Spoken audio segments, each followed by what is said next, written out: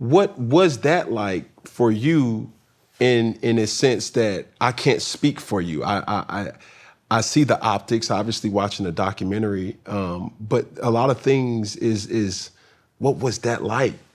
What was it like going through it? No, through the Robin Roberts and what came from that interview. I wish that I had never done it. I mean, that's the truth. I wish that I had never done it. I did not want to do it.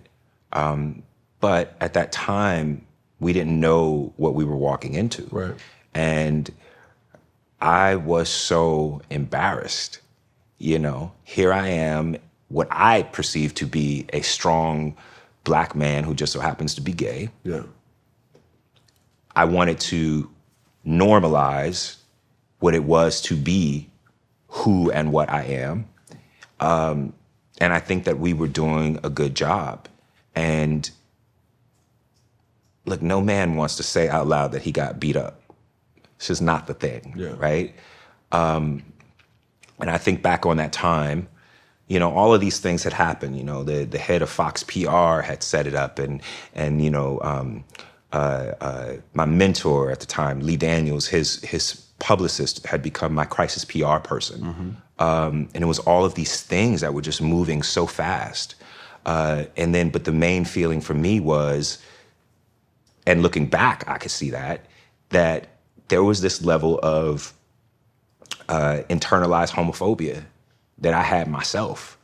You know, that it's like I wanted to say, I said this on Sway a long time ago, but it's like I wanted to say all of the things that other people who had been through what I had been through would need to be said, would want to be said if they had the platform that I had. But I also, and shamefully now, you know, I can say it, but I also did not want to be a part of those people, if that makes sense. I wanted to speak for, but I did not want to be a part of that club of someone that had been attacked or assaulted or beat up or jumped, especially for the reason that it seemed like I was.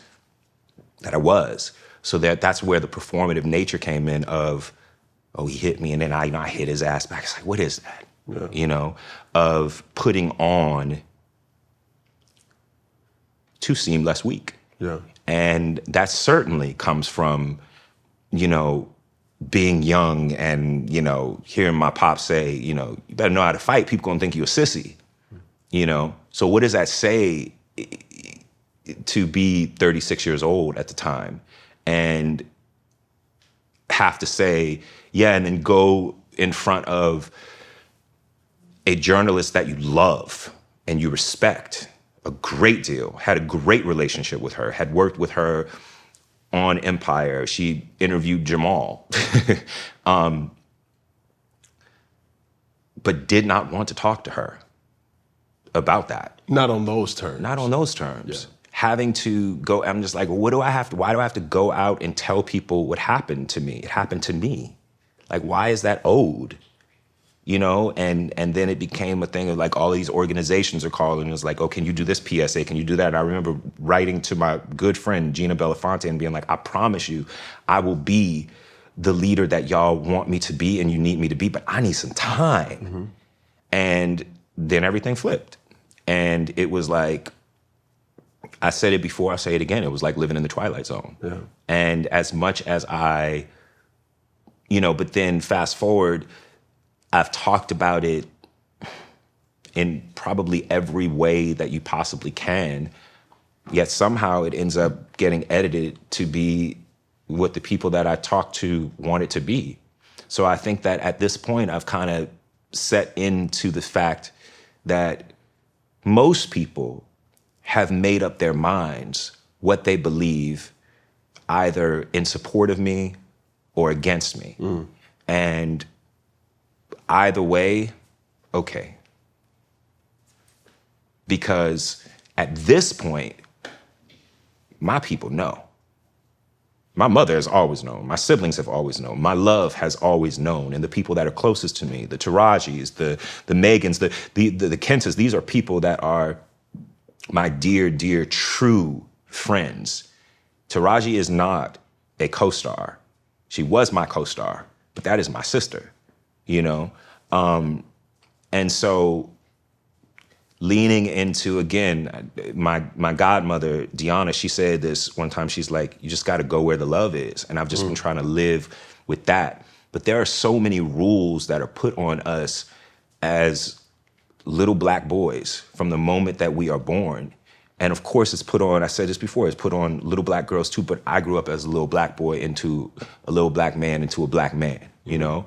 And the rules that are put on us to make us minimize ourselves, to make us not speak up, you know, and to feel like, oh, well, if you speak up for yourself, if you defend yourself, you're not being humble. Why should I be humble? The amount of people that have come to me and said, oh, you need to humble yourself. About what? About what? Or why are you still talking about this? Because y'all still talking about this.